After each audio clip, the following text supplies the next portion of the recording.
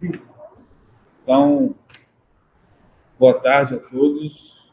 Praticamente boa noite aqui em Rio Preto já, né? Eu trouxe uma apresentação bem simples, de algo bem direto, e faz uma conexão entre o trabalho que eu realizo hoje, algumas das atividades, eu tenho várias atividades, inclusive voluntárias, e um pouco da conexão com a minha história. Então, é muito uma conexão entre o que eu faço e por que eu faço. Então, eu nem preparo uma apresentação muito rígida, deixo muito flexível, até para poder, na hora, conversar, e alguns temas que surgem na hora da conversa mesmo. Então, a melhor coisa é fazer o que você faz com uma motivação, né? Exatamente. Então, tudo que eu faço é uma motivação bem profunda. E só para introduzir um pouco, porque eu tenho um trabalho que nesse slide ele não conta, que é o início ali da parte científica. Eu sou biólogo, eu sou formado pela Universidade Federal de Alagoas, em Ciências Biológicas de Bacharelado, e agora eu estou finalizando o doutorado em genética. Fiz um mestrado em bioinformática, um MBA em gestão de projetos, então tem já uma jornada anterior a esses trabalhos que eu vou mostrar aqui. Então, a minha formação básica é uma formação científica, de ciência base, de biologia, natureza, e está tudo conectado com o trabalho que eu faço hoje, é o que eu vou mostrar hoje. Então, eu trouxe como primeiro slide o flyer aí da apresentação, que eu achei muito bonito, por sinal, quem fez, eu não sei quem fez. Nossa estagiária, Maria Eduarda. É muito bonito. Então, eu vou levar esse flyer porque ele está ótimo. Eu faço alguns flyers também e assim, dá para ver como a pessoa tem um tato para fazer designs. Então, eu trouxe ele aqui e com a breve apresentação que foi feita já nesse flyer, ele estava nas redes sociais também. Então, na minha formação científica, que é o que eu não vou tratar aqui mais profundamente, tenho o doutorado em genética, o mestrado em bioinformática, sou biólogo de formação e o MBA de gestão de projetos. Depois disso, nesse momento, em fevereiro ali, começou os principais trabalhos desse ano, e aí eu começo com essa experiência que está no flyer, que é a primeira como gerente de comunidade científica na Academia de Ciências de Nova York, como cofundador do Global Collaboration Institute, que foi registrado na França, mas tem cofundadores de várias regiões do mundo, França, Alemanha, Paquistão, eu aqui no Brasil também. Então, é um instituto internacional. Meu trabalho, basicamente, é na área de comunicação estratégica. Um outro trabalho, e esse já é um trabalho como voluntário, como co-presidente no programa de liderança para cientistas, dessa Genetic Society of America, nessa Sociedade de Genética da América, GSA. É o segundo ano que eu desempenho essa função de liderança. E a quarta atividade, como voluntário também, como líder de comunidade na Associação Americana para o Avanço da Ciência, que essa 3AS é aquela organização que publica Science, a revista Science e várias outras. Então, essas são as atividades que eu desenvolvo hoje. E são essas atividades que eu vou focar nessa apresentação, contextualizando com um pouco da minha história de origem, e porque isso foi importante nas escolhas que eu fiz desse trabalho. Então, o próximo slide, aqui, eu já entro um pouco ali na raiz. Eu fiz isso hoje, eu tirei uma foto no Google Maps da comunidade de onde toda a minha família vem. É só esse pedacinho aqui. Só essa área aqui. Isso aqui é uma comunidade quilombola que se chama Quilombo, então não tem como errar. O nome é Quilombo. O nome é Quilombo. O nome aqui tem outras comunidades, chama Pau d'Arco, tem outros nomes, mas essa chama Quilombo, então não tem como errar.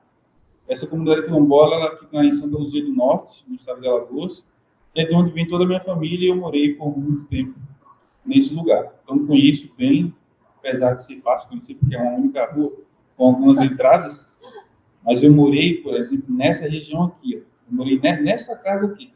Tem um quintalzão e era onde eu ficava caçando o animal, por isso que eu tive que pagar meus pecados virando biólogo, né? Mas eu morei nessa casinha aqui, tem muita história sim, que eu adoro nessa região, porque a gente cresce na região, então ter essa experiência que a gente viveu, eu tinha 12 anos, então de explorar o ambiente, de entrar na mata sozinho muitas vezes para pegar carambolas ou mangas na época da fruta, ou ir para um campo de futebol, aqui era um campo de futebol nessa idade, hoje em dia é uma plantação, então tem muita história nessa região. Eu trouxe algumas fotos da comunidade aqui. Então, por exemplo, essa aqui é uma foto de um rio que até muito pouco tempo as pessoas sempre usavam para lavar roupas, louças. Então, era um lugar bem natural. Então, isso tinha um impacto ambiental, depois a gente tem essa consciência, né, de tudo detergente, que era despejado diretamente nos rios, mas era a forma de viver das pessoas, das comunidades, quando vivia lá. Aqui tem uma outra imagem de crianças brincando nessa pequena cachoeira que chama Bica.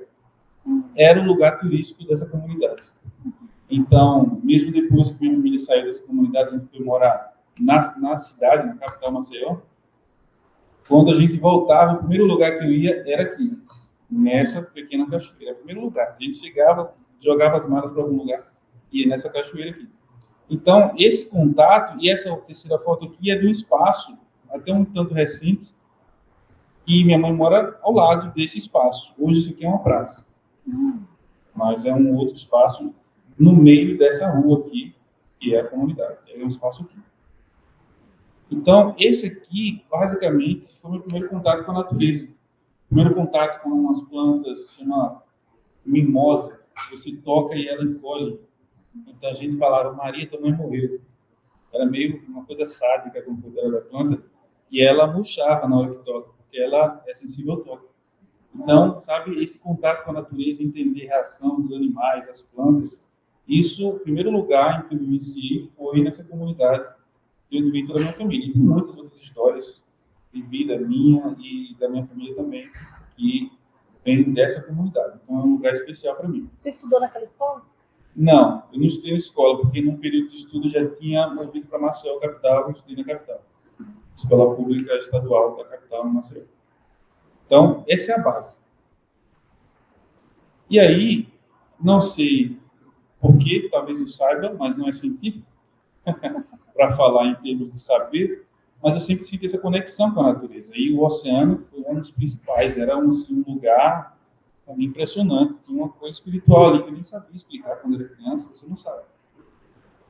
Eu senti uma conexão muito forte com a mata, principalmente com a floresta quando estava chovendo, o cheiro da mata, o cheiro das folhas na chuva, assim, parece uma meditação. Até hoje, quando eu vejo essa imagem, eu sinto o cheiro. Então é algo muito profundo. A terra, assim, da terra da floresta com as folhas caídas e o humus, dá vontade de enfiar a mão assim na terra e cheirar, sabe, aquela terra molhada. Então eu sempre amei esse contato com a natureza. Isso pode ser explicado pelo contexto histórico, por ter morado lá desde criança, ter esses imprints, né, essas imagens ali desde a infância, mas também pode ser explicado pelo outro lado, que é o lado interessante, o outro lado interessante também, que é o lado científico, meio científico talvez, que é a genética. No final da minha graduação, esse foi o meu TCC, meu trabalho de conclusão de curso. No trabalho de conclusão de curso, a gente avaliou a composição genética de algumas comunidades quilombolas do estado de Alagoas. E aí, meu professor, sabendo que eu era de uma comunidade quilombola, então você fica responsável por coletar as amostras na comunidade. Então, lá com suave, bochicho. E além de coletar com a equipe, que foram as minhas duas colegas, nossa comunidade, eu fui coletar material da minha família, tudo primo, tudo terceiro grau ali. E também doei minha própria amostra de saliva para fazer análise. Então, como resultado, identificou na minha amostra, no geral, mas na minha amostra, nesse caso aqui é do cromossomo Y, que é o paterno, a linhagem paterna. A minha linhagem paterna, ela tem uma descendência africana. Então, vem disso. Depois, mais à frente, um outro trabalho que não foi publicado, utilizou o DNA mitocondrial, que é o DNA materno, para saber a linhagem materna das mesmas comunidades. E aí, no meu DNA materno, encontrou ali uma descendência ameríndia, são índios americanos. E é bem raro essa linhagem nessas comunidades. As comunidades, elas são majoritariamente de descendência africana, marcadores africanos de cromossomo Y, e europeias. Conta muito a história de portugueses que tinham relações forçadas, principalmente com mulheres escravizadas e indígenas, e deixavam descendentes que iam virando parte das populações quilombolas. Então, a parte genética conta a história dessas comunidades, conta um pouco da minha história genética também. Então, esse contato, essa ligação, conexão com a natureza, talvez tenha ambos. um pedaço biológico e um pedaço de experiência. Eu gosto de saber que tem essas duas conexões. Isso foi extremamente importante para entender para ter esse autoconhecimento da minha origem profunda lá do DNA. Porque a gente, quando tem a formação científica, a gente se torna muito crítico com tudo, né? Então alguém me diz, eu sinto a conexão com a natureza, parece uma coisa mística, assim. Isso não é. Fica uma coisa meio assim. Mas aí quando você tem uma prova genética validada, você então tem uma validação, né, que passa por esse crivo da ciência. Então eu gosto de conectar os dois, apesar de não ser tão científico assim. Esse é o slide que para mim é o mais importante dessa apresentação. Eu criei ele com a visão lá do fundo que eu tenho de tudo que funciona no mundo, inclusive na minha carreira, na minha vida. Eu criei esse slide para representar muita coisa. É como aquelas imagens do iceberg, para falar sobre cultura organizacional. Isso aqui é uma outra representação baseada na coisa, que é essa representação de uma árvore, começando pela árvore, e todo o ciclo dela. Mas o que eu penso aqui, posso ter mistura aqui, né? Vamos falar muito. O que eu penso aqui dessa árvore? É como um sistema. A árvore em si, biologicamente, ela é um sistema, como nós seres humanos. Mas como eu vejo essa árvore aqui? Essas áreas aqui das folhas são as regiões onde os frutos aparecem. É a região onde o fruto nasce. Então, eu digo o seguinte, que essa região são as pessoas, organizações, governos, que estão diretamente em contato com os frutos, os resultados dos seus trabalhos. E muitas vezes, quando nós falamos de desafios globais, esses resultados são corrupção, são os desafios climáticos, a desigualdade social. Então, são esses resultados que nós, como sociedade, nós colhemos, muitas vezes não sabemos de onde vem. Parece que os culpados são os governos ou as organizações que poluem o meio ambiente, simplesmente assim. E a gente fica muito nessa área de cima, tentando resolver ou mitigar os efeitos aqui em cima. Mas aí, esse modelo de árvore, eu vejo o seguinte, que abaixo dessa área, da área de quem gera o resultado diário ali, e os frutos, inclusive os frutos que são indesejáveis, né, para a sociedade, para a humanidade, abaixo disso, tem uma área que mantém, tem algo que dá suporte a tudo isso. Essa área que dá suporte são as culturas, é a visão cultural das pessoas. Então, é o que estrutura tudo aquilo. Então, quando a gente decide por político A ou político B, por exemplo, é a manutenção desse sistema que está acima. Tem algo que dá uma sustentação para tudo isso. Mas, ainda assim, isso não é suficiente. Abaixo disso, tem a raiz do problema ou da solução. Essa raiz aqui, ao meu ver, representa as crenças. Que a gente acredita ser bom, ruim, bonito, feio. É tudo aquilo que está muito mais profundo. Então, o que acontece? Eu vejo aqui, quando a gente tenta resolver os problemas do mundo, e a gente tem vários hoje complexos, apenas pensando em nível de governo, indústria, organizações governamentais ou não, a gente fica nessa superfície. A gente sequer entende o que dá suporte para que tudo isso aconteça e sequer entende quais são as raízes verdadeiras daquele problema. Então, ao meu ver, a gente precisa descer um pouco mais e entender o que dá suporte e o que cria, principalmente. É esse modelo de árvore, então, ele representa um sistema de geração de valor, geração de resultados, a gente pode entender de várias maneiras. Mas essa árvore, ela não surge do nada. Ela não nasce assim como nenhuma árvore nasce, do nada aparece uma árvore de 2 metros de altura. Elas são cultivadas, elas vêm de sementes que germinam, geram mudas, e se essas mudas elas continuam sendo cultivadas, continuam sendo cuidadas, elas vão gerar essa árvore. Ou seja, tem um processo inteiro para que chegue até esse momento. E o nosso momento é como se fossem várias árvores dessas, num sistema em que isso está se retroalimentando. Tem uma árvore que dá frutos, e tem pequenas mudas dessa mesma árvore que continuam sendo, germinando e criando de novo essa árvore aqui.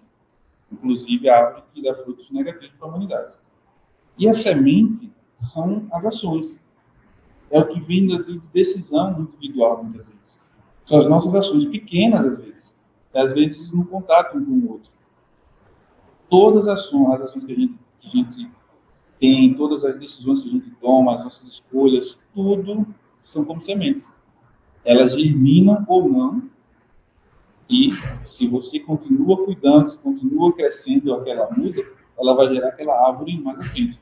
Principalmente quando várias pessoas plantam as mesmas sementes, diariamente, ao longo dos meses, ao longo dos anos. Então, isso para mim é uma forma de representar o mundo e como acontece o sistema de criação dos valores e dos resultados que a gente colhe hoje. Alguma dúvida? Então, as sementes são a chave. As sementes são a chave. O que a gente faz hoje que a gente está plantando? O que a gente está plantando hoje? O que a gente está plantando hoje? Quais são as atitudes? Quais são os projetos que a gente participa? Quais são as decisões que a gente toma? Ou as decisões que a gente não toma? E tudo isso são as sementes que vão germinar e vão gerar essa árvore de novo, de novo, de novo. Então, é um ciclo interminável de plantar e colher, plantar e colher. E sem consciência do que a gente está plantando, a gente não tem condição de resolver os problemas que estão sendo gerados lá no topo da árvore, que são os frutos. E essa é uma visão que vem lá daquela conexão com a natureza, vem lá daquela base. Existem várias formas, eu imagino, de representar essa mesma ideia. Essa ideia é uma ideia que vem da natureza e que me conecto muito bem com ela. Eu trouxe algumas frases, né, alguns quotes, alguns provérbios. Esse aqui é o que representa essa visão da árvore. Assim como a maior das árvores nasceu de uma pequena semente, os desafios complexos da humanidade nascem de pequenas ações também. Então, quando, por exemplo, eu penso na pandemia da Covid-19, né, que ainda está fresca na nossa mente, quando eu penso lá no início, quais decisões poderiam ser tomadas lá no início que poderiam mitigar os efeitos negativos, impactos negativos que a pandemia teve? Quantas vidas poderiam ser salvas? Eu não estou falando nem em contexto de Brasil, estou falando lá no início também. Será que naquelas histórias, por exemplo, que alguns médicos começaram a alertar que estavam mais próximos do problema, será que se tivesse tomado decisão naquele início, será que teria existido uma pandemia? São perguntas, né? Não temos como saber. Mas é algo a se pensar e se refletir, porque outras pandemias, elas podem surgir. E aí, talvez a gente consiga utilizar o aprendizado dessa para tomar melhores decisões nas próximas, ou seja, para plantar melhores sementes, ou sementes que vão gerar as árvores que a gente deseja, colher os frutos. Então, essa frase, ela é uma junção de várias frases que eu já encontrei, mas ela tem essa visão, e as pequenas ações geram os grandes resultados, assim como as pequenas sementes geram as grandes árvores. E aí, passando nessa aplicação, né, da visão, porque isso, inegavelmente, traz uma visão de mundo em que, para mim, é impossível trabalhar sem ter essa visão de que eu estou criando um valor que pode ser negativo ou positivo para o mundo. Então, é muito impossível para mim começar a fazer um trabalho, por exemplo, que seja puramente financeiro, mas que eu saiba que aquela empresa que eu atuo, ela está gerando desigualdades, ou está gerando um nível de poluição que mais à frente vai chegar até mim de novo, sabe? Ou até meus familiares, ou até minha comunidade, ou no mundo. Então, é impossível para mim desconectar essas coisas. Por isso que esse trabalho é tão importante para mim hoje. Então, para mim, não é apenas um trabalho, é uma forma de vida. Como eu falo até para os meus amigos, eu não falo para a empresa, eu faria de graça. Mas ok, tem que ser sustentável. Mas é um trabalho que eu me conecto muito e que eu faço de coração. Então, essa é um pedaço ali da comunicação dessa International Science Reserve, essa reserva científica internacional, tratando sobre o propósito, como é que ela foi criada. Então, eu trouxe só uns pedaços aqui, só para nortear essa visão geral. Então, por exemplo, esse pedaço aqui que eu construí uma rede global de cientistas prontos para agir quando a crise chegar, esse é o propósito da ISR, dessa International Science Reserve. Ela mobiliza, o propósito dessa mobilização da comunidade científica global para responder a crises complexas que vão além das fronteiras, ou seja, que elas não são pontuais apenas de um país, mas que se acontece em um país, acontece em outro, ou os mesmos fatores que geraram em um país vão gerar em outro também. Então, é possível que as soluções elas sejam integráveis, se possam integrar soluções para diferentes lugares. Então, por exemplo, a próxima pandemia ou desastres relacionados com o clima, o que a gente está passando aqui no Brasil, essa onda de calor, ela faz parte, primeiramente, do El Niño, que é um fenômeno cíclico, mas potencializado pelas mudanças climáticas. Então, é uma combinação. Não é só o El Niño, como muitas pessoas poderiam pensar. Então, a gente busca fazer isso estabelecendo essa rede global aberta de cientistas e preparando esses cientistas para agir quando a crise ocorrer. Então, é o meu trabalho criar, por exemplo, artigos curtos, fazer perguntas abertas, criar conteúdos como infográficos, apresentações, vídeos, que possam fazer perguntas para estimular o compartilhamento de ideias dentro dessa comunidade. Então, isso é parte do meu trabalho na International Science Museum. Essa iniciativa, ela já cresceu rapidamente, ela hoje tem mais de 6 mil cientistas de várias áreas científicas, né, da parte física, ciência da vida, ciência da terra, comportamento. Mais de 100 países já estão representados nessa rede, que tem esse objetivo de buscar essa colaboração global focada nas soluções globais. Então, é algo que precisa juntar diferentes mentes para poder primeiro entender quais são, por exemplo, os mecanismos que dão suporte lá como o tronco da árvore. Entender o que está dando suporte para isso que está acontecendo lá no topo. Então, para isso, a gente precisa de pessoas com diferentes mentes. E, junto com essa rede global, a gente tem alguns parceiros de peso, inclusive a IBM e a Google, que são membros fundadores, né, do processo, essa UL Solutions e a Pfizer e a National Science Foundation. Então, são parceiros estratégicos e, entre outras coisas, eles disponibilizam dados geoespaciais, por exemplo, para que os cientistas possam usar esses dados de modo a criar um projeto que se antecipe à crise. Então, sabendo que, por exemplo, uma região do mundo ela é mais suscetível a uma enchente, os floods, né, que a gente chama, você pode criar projetos que vão mitigar o efeito quando aquela enchente acontecer, antes dela acontecer. Ou seja, o projeto ele acelera a mitigação dos resultados negativos. Isso é uma das formas que a comunidade trabalha e busca criar esses projetos. Mas tudo começa com o engajamento da comunidade. E esse engajamento é o meu foco principal. A International Science Museum já ganhou alguns prêmios, então ela foi reconhecida pela essa Untamed Award Winner, isso já esse ano, 2023, pela iniciativa de colaboração e parceria entre empresas públicas e privadas, né, como a IBM e a National Science Foundation. Esse foi um prêmio muito importante para a equipe toda. E, mais recentemente, ela foi reconhecida como ideia que muda o mundo, né, pela Fast Company, que foi um outro prêmio, um reconhecimento pela iniciativa em si. Então, a gente começou há pouco tempo, mas já tem um suporte, já cresceu muito rapidamente e já recebeu alguns prêmios de reconhecimento pela iniciativa em si, mesmo que a gente esteja bem no início ainda dessa iniciativa. E como eu falei para vocês, para mim isso não é um trabalho puramente do que eu faço e recebo um salário por aqui. É algo que se conecta com o meu propósito de vida e de carreira. Então, eu busco, nas minhas iniciativas individuais, amplificar a voz dessa iniciativa. Uma dessas formas é essa newsletter que eu criei aqui no LinkedIn, essa The Crisis Relief.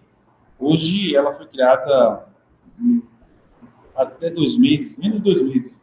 Ela tem 3.500 inscritos e a ideia é as crises que nós estamos vivendo hoje, atuais, eu escrevo textos sobre essas crises, conectando artigos científicos com matérias de jornal, por exemplo, e criando um espaço para que pessoas interessadas possam começar a conversar sobre aquilo, formas de resolver, como integrar conhecimentos, por exemplo.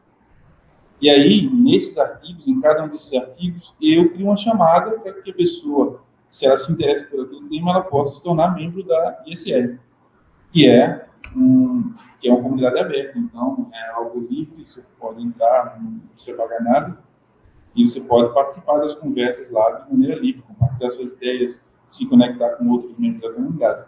Então, é uma iniciativa pessoal, mas que conecta com a iniciativa profissional. Então, é algo que não precisaria fazer, mas faço porque gosto do tema, gosto da iniciativa.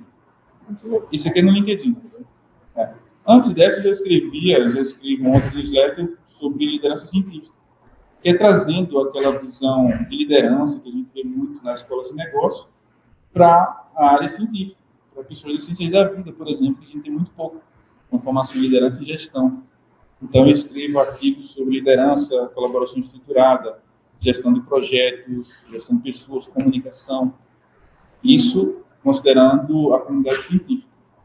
Então, essa newsletter já tem 13.600 inscritos hoje. Mas são iniciativas pessoais que buscam conectar sempre com o meu trabalho. Então, se eu saio desse trabalho hoje, eu continuo esse trabalho, porque faz parte da minha visão de vida, de geração de valor. São sementes que você está plantando. As sementes. Então, eu planto semente em todo o caminho aí. Aqui eu estou plantando as sementes. Cada palavra é como se fosse uma semente. Elas podem semear ou não. Eu acho que deve ser uma parábola da Bíblia, não sei se eu confundo, porque eu ouço muito, vejo muitas coisas, mas tem essa visão de você planta, você joga semente no caminho. Algumas sementes caem na pedra e não germinam. Né? Algumas sementes vão cair na terra fértil e vão germinar. Você semeia, você joga. Então, eu acredito nisso. Apesar de não ser cristão em si, mas existe um conhecimento em várias religiões diferentes, um conhecimento central que eu identifico e vejo o que é muito útil para se utilizar na vida. Então, a visão de semear é a minha visão. Então, aqui eu estou semeando. Quando eu chego em casa, converso com um amigo, estou semeando uma palavra que eu coloco, um jeito de tratar as pessoas, tudo isso é semear. E no trabalho não é diferente. Então, busco conectar sempre a vida pessoal com o profissional. Então, essa visão das colaborações, elas são super importantes porque a gente precisa entender esses desafios de forma mais profunda. E se a gente, por exemplo, só pega biólogos, digamos assim, biólogo tem uma formação sólida, formação científica, mas existem áreas, por exemplo, da área de negócios, que são importantes para entender o problema real. E se a gente não tem da comunidade pessoas que entendam de negócios, ou entendam, por exemplo, da área de organizações não governamentais, a gente fica faltando um pedaço ali do conhecimento que seria importantíssimo para entender as raízes, entender e dar suporte às raízes. Então, eu acredito nessa colaboração entre pessoas com diferentes backgrounds, com diferentes especializações, diferentes visões de mundo, de direita ou de esquerda, desde que tenham uma visão de um bem comum. Essa é a visão. Aí, qual ideologia a pessoa segue, não importa. Então, eu trago novamente isso para mostrar como essa visão de colaboração global, ela está diretamente ligada a resolver e mais profundo nessas áreas aqui. Entender o real problema, primeiro, para poder criar possíveis soluções. E aí eu trago um outro provérbio, um provérbio africano e bem conhecido: se quer ir rápido, vá sozinho, se quer ir longe, vá em grupo. Esse é um provérbio africano que já vi várias vezes e está diretamente ligado à visão de juntar pessoas, juntar forças, juntar mentes para um bem comum, para resolver problemas do mundo. E a segunda iniciativa é o Global Collaboration Institute. Brevemente, a missão é promover uma cultura de liderança compartilhada e empoderamento, aproveitando o poder da colaboração para enfrentar os desafios mais complexos do mundo. Então, esse é um pedaço aí da missão do Instituto de Colaboração Global, que eu ajudei a cofundar. E o meu trabalho aqui é mais na comunicação estratégica, criar comunicações que possam levar a voz do Instituto para mais pessoas no mundo todo. Inclusive, o logo foi criado também. Não é um logo muito complexo, eu acho bonitinho. Sempre vejo que poderia melhorar em alguns aspectos, mas eu crio esses designs que possam trazer um visual ali para a ideia. A ideia é importante, mas quando você não tem uma comunicação eficiente, a ideia não vai muito longe. Sim. Então, esse é o meu propósito aqui no Global Collaboration Institute. Essa é a presidente, a Julie Gugan. Nós somos colaboradores de longa data, a gente se conheceu no LinkedIn. Ela me conheceu pela newsletter de colaboração científica, ela se interessou, eu me interessei por um artigo dela também, e entrei em contato com ela, sim, de forma fria mesmo, aquele contato, é uma mensagem fria. E aí ela achou legal também, ela escreveu lá para a minha newsletter, depois a gente começou a colaborar em grupos pequenos ali no LinkedIn, criar coisas juntos, e ela tinha como plano publicar esse livro, esse Europe, The Next Chapter, e fundar esse instituto. E aí, quando ela pensou ali nas finalizações da fundação do instituto, ela me chamou, me convidou para ser cofundador e ajudar nesse processo de transformar as palavras de forma mais visual e levar a visão do instituto mais longe. Então, ela é uma pessoa que tem, sim, lá no fundo, uma visão de colaboração que envolve muito o ser, a pessoa, não apenas os processos colaborativos, não apenas diferentes países, mas considerar a pessoa, os medos, os desejos, sempre quando vai se trabalhar junto. Então, ela tem essa visão bem profunda e é algo que me conecta bastante. E tem eu também aqui, inclusive, eu trago algumas mensagens também. E a ideia é que essas imagens, elas possam ir para as redes sociais, possam estar no site oficial do Instituto, que é esse aqui, globalcollaboration.eu, que nós estamos construindo ainda, já existe o site, nós estamos aprimorando cada dia. Então, essa é a visão, transformar aquela visão da colaboração, as palavras de maneira mais visual, mais atraente, para atrair mais pessoas, né, para essa iniciativa. Pessoas que possam ver, que se interessam, acaba fazendo parte da comunidade. E aqui, no final, esse é algo que é bem pessoal. Mas eu falei, vou levar isso.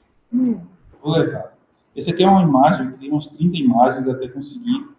Essa imagem feita com o ChatGPT, porque é uma ferramenta chamada Daily, ChatGPT. E você tem a descrição, você descrever os detalhes da imagem que você quer e vai criando imagens. Eu fui aprimorando, mais de 30 imagens eu criei até chegar nessa que foi a que mais se aproximou de algo que para mim foi o começo, é lá na comunidade quando eu mostrei para vocês. Mas existia um ponto ali na minha vida que foi ligar o interruptor. É como se a genética e a experiência tivesse construído tudo aqui, toda a instalação de energia, estava tudo pronto, mas tinha que alguém ligar o interruptor para acender a lâmpada. E essa imagem representa um sonho, que eu sei que não é um sonho, é um sonho arquetípico, porque depois eu, lendo sobre religião comparada e simbologia, identifiquei esses sonhos, esses símbolos em vários outros sonhos, eu achei muito interessante. Esse foi um sonho que eu tive, acho que 10 anos atrás. Era um sonho basicamente o seguinte, essa imagem eu busquei apresentar ao máximo, mas ela não é tão fiel ao sonho. O sonho é um pouco mais triste e o ChatGPT falou que não pode criar imagens tristes. Então ele criou uma imagem assim, mais neutra. Mas o sonho basicamente estava numa região muito pobre, pessoas em sofrimento ao redor, fazendo com fogos, cozinhando assim com fogo de lenha, em um lugar bem pobre e bem sofredor. Eu estava nesse lugar e eu queria sair dali, porque era um lugar de sofrimento. Isso foi um sonho que ficou muito marcado por mim. E aí, nesse momento, eu vi um homem chegou até mim, comentário de Espírito Branco, tem umas coisas meio espiritualistas, né? Para contar para alguém mais espiritualizado assim. No momento de branco, ele me indicou o caminho para sair dali. E o caminho era uma fila enorme de pessoas que precisavam atravessar uma ponte que passava em cima de um esgoto, de um lugar sujo. Essa ponte passava por lá e ele indicou que era seguindo essa fila que eu conseguiria sair. E eu entrei na fila. E aí a fila foi andando até que eu passei pela ponte e consegui chegar ao outro lado. Mas logo que eu cheguei ao outro lado, a ponte desabou. E todo mundo que estava esperando para sair caiu no esgoto. E aí eu pensei, tá, já saí desse lugar, vou embora. Preciso não olhar para trás, não vou voltar. Já fiz o meu, consegui, alcancei aquilo que eu queria. Eu poderia ir embora. Mas aí eu olhei para trás e vi só os braços das pessoas. Assim, né? O corpo estava todo imerso, submerso naquele esgoto, só os braços. E eu vi que eu não podia ir embora. E aí eu voltei e estendi a mão, e quando eu peguei a mão de uma pessoa, eu acordei. E aí isso foi um sonho muito simbólico. Depois eu lendo o livro de simbologia do autor Joseph Campbell, que é bem famoso na área da religião comparada, ele descreveu vários sonhos de pessoas, sonhos arquetípicos, exatamente iguais. Que é basicamente estar no lugar, desoprimente, aí o lugar, os detalhes, eles mudam. Né? Pode ser um lugar diferente, mas é um lugar ruim, a pessoa não quer estar. E aí existe um rio, um esgoto, algum lugar que não dá para atravessar sozinho. E existe um guia. E esse guia pode ser uma pessoa, pode ser um animal, pode ser alguma representação. E esse guia ele tem várias funções. Ele pode indicar o caminho, ele pode dar alguma coisa que vai ser essencial para você atravessar. Então, em alguns filmes, isso é utilizado, porque essa é a jornada do herói, é o elixir. Então, você toma uma coisa para ficar invisível, vai passar pelo dragão que protege de uma porta, de uma caverna, que guarda um tesouro. Isso a gente vê muito nos filmes. Isso é baseado nessa jornada, é bem clássico hoje. E aí, às vezes é uma ponte, às vezes é um barco, existem várias formas de representar, mas é sempre algo que vai ajudar você a atravessar aquele rio, aquele lugar. Então, é um sonho arquetípico. E essa é uma jornada que, ao atravessar, você, na simbologia, você adquire o conhecimento, ou você ultrapassa aquele limiar do humano, básico, mundano. E aí, nesse momento, na jornada do herói, tem a visão de você tem uma escolha, de voltar para retornar aquele conhecimento para a humanidade, ou não conseguir voltar mais para a humanidade, porque quando você retorna, você vê que é tudo tão, às vezes, mesquinho, que você não quer ajudar aquelas pessoas. E eu sinto muito que é como o mundo acontece hoje. A gente olha para as pessoas, por exemplo, a polarização política, e essa gente olha para o mundo não tem solução. Como é que eu vou ajudar uma pessoa dessa? Nessa visão que acontece muitas vezes. Então, essa visão de você ter algum conhecimento e retornar para fazer aquilo, essa é a jornada do herói que está descrita em várias mitologias diferentes. Esse é um sonho arquetípico, não é uma coisa especial minha. É um sonho arquetípico e muitas das pessoas já têm vivido esse sonho. Provavelmente alguém que assistiu essa palestra em algum momento pode lembrar de um sonho que teve, às vezes nem sabia que era um sonho que muitas outras pessoas têm. E essa imagem trouxe para representar um pouco desse sonho. Porque isso foi aquele interruptor. Porque já tinha algo muito bem construído, mas essa visão de retornar e ajudar o mundo é aquela coisa que ligou uma chamazinha ali no coração. E quando eu vejo um problema no mundo, eu falo, o que eu posso fazer por aqui? Então, é aquele interruptor, aquela chamazinha que ligou. Esse foi o momento, foi esse sonho. Eu tenho hoje sempre esse sonho, ele faz parte, sabe, do meu dia a dia. Então, quando eu olho para o mundo e vejo, às vezes eu perco a esperança, sou ser humano, às vezes eu perco a esperança de todos os problemas climáticos, problemas de guerras no mundo, Ucrânia, Israel, Palestina, e aí você vê no seu próprio país uma polarização política, coisas simplistas sendo discutidas quando tem problemas bem profundos. Às vezes a gente perde a esperança, né? A gente olha assim e fala, o que eu vou fazer? Posso simplesmente fazer meu trabalho, ganhar meu dinheiro, no primeiro momento sair desse lugar e deixar que se exploda. Eu vou para a Suíça, vou para algum lugar do primeiro mundo e vou deixar essas pessoas se destruírem, fazer o que elas quiserem fazer. Às vezes eu perco a esperança. Isso acontece. Mas aí eu lembro desse sonho. E aí é como se fosse uma coisa que puxa de volta. Isso não é o seu caminho. Não adianta você pegar, você ganhar tudo e ir embora. Não adianta. Não é o seu caminho. Você não quer isso, de verdade. Você vai fazer por medo ou qualquer outra coisa. Não é o seu caminho. E aí esse sonho é uma coisa que me traz de volta para lá. É isso aí. Vamos lutar de novo. Vamos de novo, vamos para a próxima batalha. Então eu trouxe essa imagem que representa muito bem, de alguma maneira, esse sonho que eu sei que muitas pessoas já tiveram e às vezes podem entender que aquilo é um tipo de chamado para fazer algo mais da vida, além de crescer por si, ganhar por si, ganhar o mundo. E só como uma última frase, eu trouxe esse provérbio indígena para combinar e para integrar ao provérbio africano. E quando a última árvore for cortada, o último rio envenenado, o último peixe pego, então você descobrirá que dinheiro não se come. A gente coloca dinheiro aí, mas essa visão, isso se aplica a várias coisas. Se aplica a parte financeira, sim, mas aplica a poder poder a todo custo, empresas que destroem para crescer. Chega um momento que a destruição é tão grande que a destruição volta para a empresa. É algo que eu sempre conversei muito com meus amigos, de pensar assim no nosso bairro. Às vezes, você é um comerciante, você criou o seu comércio, você começou a trabalhar, trabalhou duro por aquilo, mas só pensou no seu, na sua vida, e crescer o seu. E crescer sua casa, e ganhar mais, enquanto ao redor do seu bairro, pessoas passavam fome, tinham criminalidade alta. E o que você fez por aqui? Você cresceu sozinho. Aí chega um momento que essa pessoa, ela vai sair desse lugar, ela vai para um condomínio de luxo, mas chega um momento que a criminalidade, a desigualdade, ela está tão grande que ela vai chegar naquele condomínio uma hora ou outra. E essa pessoa não sabe que ela fez parte dessa criação. Ela não entende que o que ela fez foram sementes que ela foi plantando ao longo da vida e criou os frutos que agora ela vai ter que colher. Ela não sabe disso. Então, tomar consciência desse processo, para mim, é a chave. Toma consciência para poder começar a pensar em soluções. E essas soluções precisam ser coletivas. Então, essa frase fecha essa minha apresentação. Bom.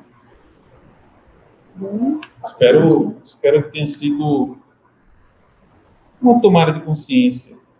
Eu gosto de utilizar as apresentações para trazer uma visão, às vezes, um ponto de vista diferente do que está comum no mundo. Principalmente no mundo científico, né, que a gente é muito rígido em termos de processos e crenças, né? Uhum. Às vezes não se aceita muito que você tenha uma vida um pouco mais simbólica, porque ela não pode ser explicada cientificamente. Então, então eu gosto de trazer um pouco de contraponto ali, como indivíduo.